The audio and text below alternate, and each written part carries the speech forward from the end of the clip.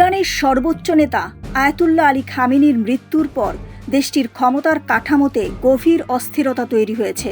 বিশ্লেষকদের মতে এই পরিস্থিতিতে যদি ডোনাল্ড ট্রাম্পের প্রস্তাবিত শান্তি উদ্যোগে রাজি হয় তেহরান, তবে সামরিক বাহিনীর ভেতর থেকে সিপাহী বিদ্রোহ শুরু হতে পারে। মার্কিন ভিত্তিক গবেষণা সংস্থা আমেরিকান ইরানিয়ান কাউন্সিলের প্রেসিডেন্ট হুসাং আমির আহমাদি বলেন, আগে যেখানে ক্ষমতা ছিল কেন্দ্রীয়ভাবে নিয়ন্ত্রিত, এখন তা ছড়িয়ে পড়েছে ইসলামী বিপ্লবী গার্ড বাহিনীর বিভিন্ন স্তরের কমান্ডারদের হাতে। ফলে কেন্দ্রের নির্দেশ অমান্য করার প্রবণতা বেড়েছে।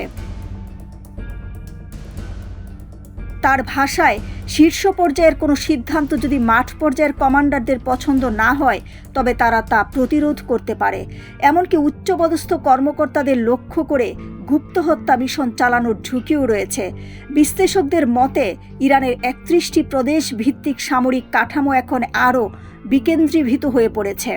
তরুণ ও মধ্যম সারির কমান্ডাররা ক্রমেই প্রভাবশালী হয়ে উঠছেন, যারা আপোষের বদলে প্রতিরোধমূলক অবস্থানকে অগ্রাধিকার দিচ্ছেন। এদিকে ইসরায়েলি প্রতিরক্ষা বাহিনী তেহরানে সামরিক স্থাপনার হামলার দাবি করেছে। চলমান সংঘাতের প্রেক্ষাপটে রাজনৈতিক আপোষের সম্ভাবনা থাকলেও অভ্যন্তরীণ বিভাজন পরিস্থিতিকে আরও জটিল করে তুলছে।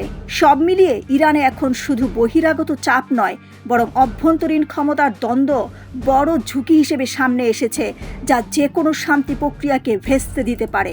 দিলরুবা খান, ইন্টারন্যাশনাল ডেস্ক, সোনালী নিউজ।